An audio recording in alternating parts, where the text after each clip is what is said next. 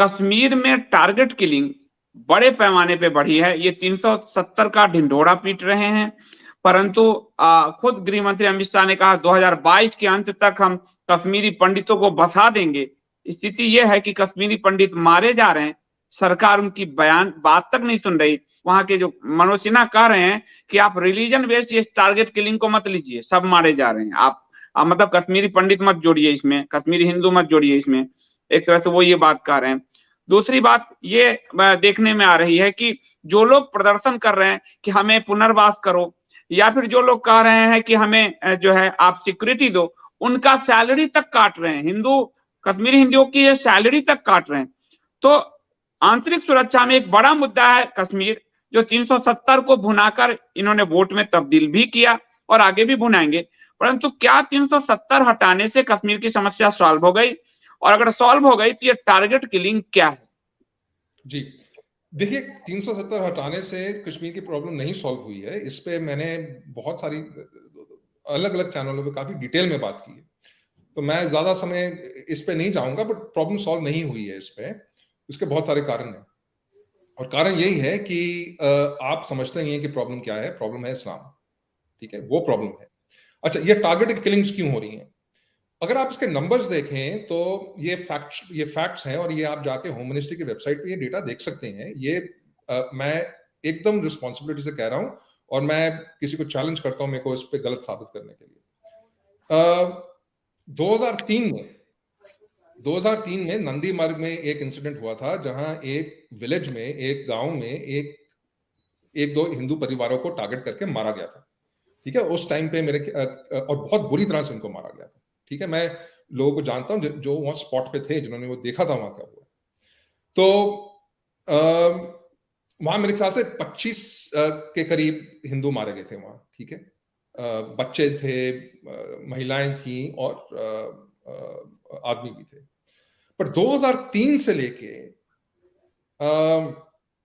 2021 तक कश्मीर में, मैं जम्मू की बात नहीं कर रहा, कश्मीर में हिंदू सिविलियंस जिनका आर्मी जो आर्मी परिवारों से नहीं थे, जो सिक्योरिटी फोर्सेस के परिवारों से नहीं थे, उन पे कोई अटैक्स नहीं हुए, ठीक है। सिक्योरिटी फोर्सेस के परिवारों पे अटैक्स हुए हैं, और पर वो सब के सब जम्मू एरिया में हुए हैं, सब के सब जम्मू में हुए हैं। पर अगर आप कश्मीर को लीजिए तो कश्मीर में जो कश्मीरी पंडित थे 2003 से 2021 तक, इन 18 सालों में कोई भी अटैक्स नहीं हुए हैं। और इसीलिए बहुत जब कश्मीरी पंडितों को वहां से निकाला गया, जब उनको जेनोसाइड करके अर्ली 90s में उनको वहां से खदेड़ा गया, तो एक बहुत छोटा प्रोपोर्शन रह गया था। और उनमें से एक श्रीनगर के एक फार्मासिस्ट थे, जो बहुत ही इंपॉर्टेंट एक फार्मेसी चलाते थे। अब उनको पिछले साल अक्टूबर में मारा गया। तो अगर आप पिछले साल अक्टूबर का ले, पिछले साल अक्टूबर में 6-7 लोगों को मारा गया। उससे पहले, अक्टूबर से पहले सितंबर के आसपास बिहार से और यूपी से जो लोग अपना व्यवसाय करने आए थे, उनको मारा गया, उन हिंदुओं को मारा गया। और इस साल करीबन अभी 15 हिंदुओं को मारा गया। तो अगर आप टोटल नंबर लें, पिछले 13 महीने में ज्यादा हिंदू मारे गए हैं कश्मीर में, जो कंपेयर टू पिछले 18 साल। आप देखिए कि कितना बड़ा शिफ्ट है। 18 साल में जो नहीं हुआ, उससे ज्यादा हुआ है 13 महीने में। और इसका आपका रिएक्शन क्या थी? उस टाइम पे तो आपने एक्सेप्ट किया कि ये प्रॉब्लम थी, अभी आप एक्सेप्ट भी नहीं कर रहे हैं क्या ये प्रॉब्लम है, और आप हिंदुओं को वहां टारगेट प्रैक्टिस के लिए भेज रहे हैं। आई एम सॉरी, बट आप बस गवर्नमेंट ऑफ इंडिया हिंदुओं को कश्मीर में टारगेट प्रैक्टिस दे रही है, terrorist. It is pure target practice. तो सोल्यूशन ये होना चाहिए कि उनको उन जगहों से निकालें। मैं 100% सहमत हूं कि इनको प्रोटेक्ट नहीं किया जा सकता। आप सबके साथ एक प्रोटेक्शन पार्टी नहीं भेज सकते, अग्रीड। तो आप इनको फोर्स करके वहां नौकरी करने के लिए क्यों फोर्स कर रहे हैं? ये जो पीएम स्कीम के अंडर होता है। तो ये जो किलिंग्स हैं, इसका 100% इसका जो दारोमदार है, इसकी जो दायित्व है, ये स्क्वेयरली गवर्नमेंट ऑफ इंडिया के ऊपर है। और ये वो बेसिकली वहां से हटना नहीं चाहते। क्योंकि उनको फिर लगेगा कि हमको बोलना पड़ेगा पब्लिक में कि हमारी जो कश्मीर पॉलिसी है उसमें कुछ त्रुटियां हैं। और इस गवर्नमेंट का एक बहुत बड़ा ये इशू है कि वो अपनी गलतियां नहीं मानते। कितने भी लोग मर जाएं, कुछ भी हो जाए, उनकी इमेज खराब नहीं होनी चाहिए। तो ये एक मेजर इशू है। डॉक्टर साहब, जो कश्मीर पे वहां के जो राज्यपाल जी मनोज सिन्हा जी कह रहे हैं कि इसको आप धर्म से मत जोड़िए, लेकिन मार तो ज्यादातर मारे तो हिंदू जा रहे हैं, कश्मीरी हिंदू जा रहे हैं। तो ये किस तरह का बयान है, ये क्या कहना चाह रही है सरकार? एक बात। दूसरी बात यह है कि उनका पुनर्वास भी नहीं कर रही, उनको वहां से निकाल भी नहीं रही, और उनकी सैलरी भी काट रही है, जो अमानवीय है। ये इस पे आपका क्या सोच है? और तीसरी बात कि कश्मीर में इसी दौर में हमने देखा है, खुद प्रधानमंत्री मोदी ने घोषणा किया कि मेरी मोदी सरकार ने पहली बार सेना से माफी मंगवाए हैं, मिलिटेंटों से, उन्होंने खुद कहा। इस 3 पॉइंट को आप कैसे एड्रेस करेंगे? देखिए, पहली बात तो जो मनोज सिन्हा का बयान है, हम उसे वास्तव में मोदी जी का बयान कह सकते हैं, क्योंकि he is speaking what Modi ji is wanting him to speak, number 1, या अमित शाह। अब वो क्या बोल रहे हैं कि इसको धर्म से न जोड़ो, तो फिर आप 30 साल से धर्म से तो आप ही जोड़ रहे थे। 30 साल से आप धर्म से जोड़े जब आपको वोट चाहिए था। मुझे आज भी याद है 1988-90 के चुनावों में ये पंजाब और कश्मीर को ऐसे लाल करके दिखाते थे कि ये जो दो हैं, यहाँ हिंदुओं की हत्याएं होती हैं, हम इस सबको खत्म करेंगे। इनके कैंपेन में होता था। और आज से 6 महीने पहले तक किसी भी कश्मीर के ऊपर अगर कोई डिबेट होती थी तो पीडीपी, नेशनल कॉन्फ्रेंस, कांग्रेसी लोग बोलते थे कि इसको धर्म से न जोड़ो, हमारे मुस्लिम बंधु भी तो मरे हैं। तो भाजपाई प्रवक्ता उछल उछल के बोलते थे कि नहीं, ये धर्म का तो इसमें है ही, जिहादी टारगेटेड किलिंग्स हैं। कश्मीर फाइल्स इतनी फिल्म बनी, सबने देखा, वाहवाही की, उसका राजनीतिक फायदा उठाने का भी प्रयास किया। नंदीमर घटना उसमें भी उल्लिखित है कश्मीर फाइल्स में। तो उसमें तो साफ दिखाया गया कि वो सब टारगेटेड किलिंग्स थी, हिंदू विहीन करने का वो था। तो इनकी दोगली नीति इसी से स्पष्ट होती है कि कैसे इनका गवर्नर वहां ऐसे बोल सकता है। और वही क्या, देखिए, रोशनी एक्ट को चैलेंज करना, जब मना कर दिया गया तो फिर आप उसको चैलेंज करने गए हो सुप्रीम कोर्ट ने। इनकी सरकार ही कर रही है रोशनी एक्ट के पक्ष में, जिससे कि जम्मू जैसे हिंदू क्षेत्र में भी जनसांख्यिकी बदलाव पूरी तरह से मुसलमानों के पक्ष में हो सके, कश्मीरी मुस्लिमों के पक्ष में हो सके, रोहिंग्याओं के पक्ष में हो सके। तो ये तो इसका इनकी बहुत ही घोर दोगली नीति, हिंदू विरोधी और राष्ट्रद्रोही नीति का द्योतक है कि जिस तरह से ये मनोज सिन्हा का बयान आया है। ये सब सुन के हिंदुओं को इनके एक वोट नहीं देना चाहिए। अगर हिंदुओं में हल्की सी भी अगर बुद्धि क्षमता कुछ बची है, कुछ राष्ट्र प्रेम बचा है, ढोंग को वो अगर देख सकें तो, number 1। Number 2, total separation of population is must. आप उनको कैनन फॉडर नहीं बना सकते। मैं तो कुलगाम गया था 1.5 साल पहले, अक्टूबर में ही गया था, और वहां देखते, मतलब इतनी बुरी स्थिति नहीं थी आज से 1.5 साल पहले, 2 साल पहले, लेकिन अब बहुत बुरी स्थिति है। और वहां वन कुड सी कि उत्तर प्रदेश और बिहार के ढेर सारे, वो आप इमेजिन नहीं करेंगे, ये गांव वाले गरीब जो लेबरर्स हैं, ये इतने राष्ट्र प्रेमी होते हैं। जो नेशनल हाईवे बन रहा था श्रीनगर से अनंतनाग और दक्षिण की तरफ जाने वाला बड़ा हाईवे बन रहा था, उसमें उत्तर प्रदेश और बिहार के सारे लेबरर्स थे। जहां बनता है वहां लेबरर्स अपने टेम्पररी शैक्स, शैंटी सब बनाते हैं, टिन के शेड बनाते हैं, वहीं रहते हैं, खाना पीना उनका सब वहीं होता है, कार्यस्थल पे, कंस्ट्रक्शन साइट पे। तो वहां वन कुड सी उनमें इतनी हिम्मत थी जो इन दोगले लोगों में हिम्मत नहीं है। अपनी शैंटी पे इतना विशाल उन लोगों ने वंदे मातरम, जय श्री राम ये लिखा हुआ था। ये उनका स्तर है और एक ये इनका स्तर है। आपने उन लोगों को फिर मरने के लिए वहां छोड़ा है। मरे तो यही लोग ना, किसी नेता का तो कुछ नुकसान नहीं हुआ, मरे यही सामान्य जनता, सामान्य हिंदू जनता। तो total separation of population is must. आप जब सत्ता में नहीं थे तो आपने बड़े शान से कहा था कि कश्मीर को डिवाइड कर देना चाहिए, कश्मीर वैली को, कि एक पूर्वी और दक्षिणी हिस्सा जो है हिंदू एन्क्लेव के रूप में हो। यही जो हाईवे है, इसका पूर्वी और दक्षिणी हिस्सा जो है हिंदुओं के पास जाए और बाकी हिस्सा, वो I think that would have been much better.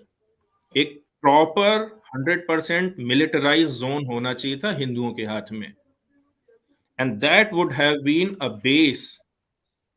वहां से आप पूरे कश्मीर को कंट्रोल कर सको, आपके देश प्रेमी जनता वहां जाके रह सके, वहां की पॉपुलेशन आप बढ़ाइए, तो ये चीज वहां आपको स्थायित्व प्रदान करती, कश्मीर आपके हाथ में होता। बाकी ऐसे ढुलमुल नीति से तो ये जो रहा सहा है वो बर्बाद करेंगे ही करेंगे। दिल्ली में तो अभी ये बसा रहे हैं रोहिंग्याओं को, जम्मू में तो 2019 में वहां के डीएम ने इनॉग्रेट किया था रोहिंग्याओं की बस्ती, किसी को पता ही नहीं चला। लेकिन रोहिंग्याओं की 19 या 30 हजार की बस्ती को इन्होंने ऑफिशियली बसाया, मकान दिए। क्यों दिए भाई? किस कारण से दिए? तो उसका कारण देंगे, इससे वो लोग नजर में रहते हैं। मतलब कैसे कैसे जवाब देते हैं, कैसे उत्तर देते हैं, नजर में रह के आप क्या कर लोगे? उनको उनको बोलना ये चाहिए आपने यार, भी सुना तो होगा, शायद हम लगते हो पर हम हैं इट इज नहीं। Very it is very easy to monitor them, monitor. आपने भी सुना होगा इस तरह से, इस तरह के जो रीजन जो हैं ये हास्यास्पद। हालांकि संसद में जुमला शब्द बैन किया गया, लेकिन गृह मंत्री जी का ये शब्द बाहर है। उन्होंने कहा था ये चुनाव में जुमले दिए जाते हैं, तो ये जुमला है ये। बस जुमलों की बात तो नहीं करें तो अच्छा, क्या बताया जाए। तो इनकी कश्मीर नीति जो है it is a total failure. और आंतरिक जो सुरक्षा की बात उन्होंने अक्षय जी ने कही है, it has been a horrendous year, a horrendous year. आप एक 26/11 तो एक हुआ था, आज पूरे देश में अगर जितने हिंदुओं की हत्याएं हुई हैं पिछले कई सालों में, that is far worse than 26/11। 26/11 में कितने मरे? 300 मरे, 500 मरे। आप बंगाल बंगाल में ही 1000 से ज्यादा मर गए होंगे साल भर में। 350 लफ जिहाद में मरी हैं 22-22 में। सूटकेस जिहाद का तो अलग ही एक किस्सा है, कन्हैया लाल को भी जोड़िए, और जगह जगह जितने लोग मरे। मैं तो सिर्फ बंगाल बंगाल में भाई 5 लाख लोग भगा दिए गए असम में, कोई मतलब नहीं है, न केंद्र को कोई मतलब है, न राज्य बंगाल के भाजपा इकाई को कोई मतलब है। वोट के समय भगवा लेके जय श्री राम चिल्लाएंगे, उसके बाद हो गया काम। तो ये सब नौटंकी और दोगलेबाजी इनका चरित्र बन गया है।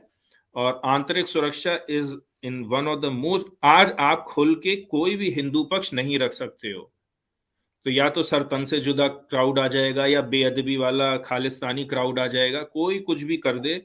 और सरकार को किसी चीज से कोई मतलब नहीं है अनलेस अनटिल हिंदू पक्ष उसमें हत हो, सरकार फिर कुछ नहीं करेगी। पालघर के साधु मर गए तो मर गए, मरते रहते हैं। दुष्ट साधु रहे होंगे, किसी ने कहा बच्चा चोर है, ऊंची जाति के होंगे, हिंदू हैं, तो बस ऐसे चलता रहेगा। उसका दोहन होगा राजनीतिक तो ठीक है, नहीं तो नहीं। इसी दौर में पहली बार, ये खुद प्राइम मिनिस्टर मोदी का बयान है, मेरा नहीं है, कि मोदी सरकार में पहली बार हुआ कि सेना ने मिलिटेंट से माफी मांगी जो गलत गोली चला दी थी, कुछ लोग 1-2 मरे गए थे। पहली बार ऐसा सुनने में आया, मतलब खुद प्रधानमंत्री इसकी घोषणा कर रहे हैं घाटी में। ऐसा तो मैंने पहली बार मैंने देखा, उन्होंने खुद कहा कि मैंने पहली बार है। सेना का जो पावर है और सेना का जो एक्शन लेने की चाहत, कैपेबिलिटी, और क्या उसने वास्तव में लिया, आप देखिए पिछले 20 साल में लगातार वो पीछे हट होता जा रहा है। जो 1990 के दशक में सेना कार्य करती थी आज वो नहीं कर सकती है, क्योंकि उसमें सेना भी दोषी है और राजनीतिक दोष तो है ही। अक्षय जी बोलते हैं कि हाँ वो कार्य इतना कर लेते हैं। देखिए, विश्व का सबसे बड़ा राजनीतिक संगठन, विश्व का सबसे बड़ा सांस्कृतिक संगठन, विश्व का सबसे बड़ा मजदूर संगठन, विश्व का सबसे बड़ा कृषक संगठन, रेलवे संगठन, टीचर संगठन, इतिहासकारों का बस संगठन ही संगठन है। वकील संगठन बैठक करेंगे, चिंतन करेंगे, मनन करेंगे, खाएंगे पिएंगे और फिर निकल लेंगे। ज्यादा से ज्यादा बस, और फिर जब चुनाव होगा तो सब अपना डंडा लेके आ जाएंगे, वोट हमें दे दो। कितना कितना बर्बादी है ये मानसिक, हमारे समाज के संगठनात्मक शक्ति की कितनी बर्बादी हुई है। ये जो एक हाथी की शक्ति थी वो एक सुअर की भी शक्ति से नीचे गौण हो गई है। इसलिए मैं बोलता हूं ये इनसे उससे ज्यादा कार्य हो ही नहीं सकता है, क्योंकि ये मानसिक रूप से पंगु हैं, वैचारिक रूप से पंगु हैं, अनपढ़, अज्ञानी, अल्पज्ञ हैं और दुष्ट प्रकृति के हो गए हैं। इट हैज बिकम अ जिसका कहीं कुछ हो ना सके वो जाके इन संगठनों में बैठ जाए, वही उतना ही बस इनकी कैपेबिलिटी रहे। अगर इतना बड़ा देखिए पीएफआई बोलता है मुझे बस इतने लोग दे दो, और वो वास्तव में उसका, you don't actually need 10 crore people in your organisation to change. अरे 10 करोड़ बहुत अधिक होता है। 10 करोड़ मतलब आपने हर परिवार का एक व्यक्ति तोड़ लिया है। हर परिवार का एक व्यक्ति आपके संगठन में है और फिर आप कुछ बदलाव नहीं कर पा रहे हो। आप सीए में घूम के आ जाते हो, वापस आ जाते हो, आप फार्मर्स में बोलते हैं हाँ भाई हमसे भूल हो गई, हम किसी को समझा नहीं पाए। तो आपके मजदूर संगठन और कृषक संगठन क्या कर रहे थे? आपका विश्व का सबसे बड़ा राजनीतिक संगठन क्यों नहीं समझा पाया? और चुनाव से पहले आपको ये चीज एकदम याद हुई और चुनाव में आपको ठेंगा मिला, कुछ नहीं हुआ। तो इस तरह से ये अपनी नाकाबिलियत, हर प्रकार के जुमलेबाजी में बस कहने को सेना कुछ नहीं कर सकती है।